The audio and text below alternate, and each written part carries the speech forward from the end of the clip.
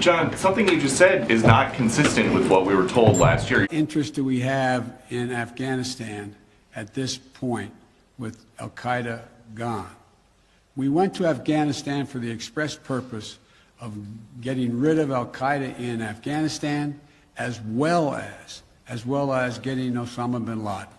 And we did. You're saying that you've always known there was a small number of al-Qaeda in Afghanistan. President Biden said, what interest do we have in Afghanistan at this point with al-Qaeda gone?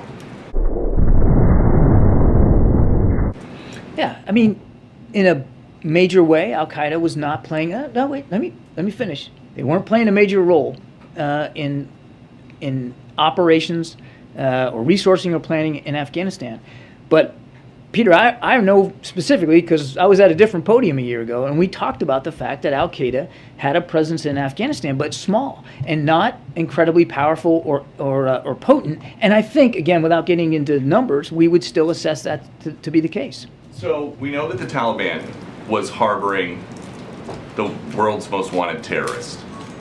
You guys gave a whole country to a bunch of people that are on the FBI most wanted list. What did you think was going to happen?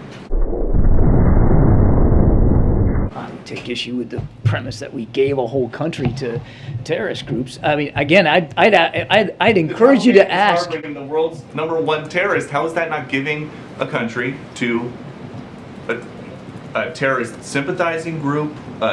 If not giving them permission to have terrorists just sit on a balcony. The question, I mean, Peter, the way you asked that, it makes it sound like we owned Afghanistan a year ago. It wasn't our country. It was an independent sovereign state. And the president made a bold decision to end a war that had been going on for 20 years because he believed then, and still believes now, that our national security interests are best met by meeting the threats of today, not the threats of 2001. And I don't want to relitigate the whole war here, but obviously no one anticipated the Ghani government to fall as fast as it did. But we said at the time that as we depart Afghanistan, we're going to keep vigilant. We're going to stay ready, and we're not going to let Afghanistan become a safe haven for terrorists who threaten our homeland. And this past weekend, we proved that case precisely. But so now that you know that the Taliban is not living up to the part of the deal that they made with the U.S. to not let Afghanistan be a place that terrorists feel like they can be safe, what are you going to do about it? Well, that gets to Peter's question. I'm not going to telegraph decisions that haven't been made or policy initiatives one way or the other. I would just say for some spectacular terrorist attack in the U.S. to then say, oh, well, there's terrorists if we in were, a safe Peter, haven in Afghanistan. Now we can go get them. If we were, Peter, then we wouldn't have taken the hit on Saturday, the strike that we took on Mr. Zawahiri, if we were just waiting. This isn't about waiting. It's about watching. And we watched very closely, and we acted on what we learned.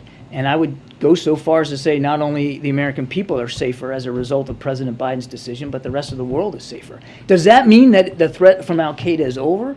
No, of course it's not. Now, they'll have to make some decisions here, and we'll watch that too. And if we discern a threat to the American homeland again from them or any other terrorist group, the president will reserve the right to take that action again. So we know that the Taliban was harboring the world's most wanted terrorist. You guys gave a whole country to a bunch of people that are on the FBI most wanted list. What did you think was going to happen?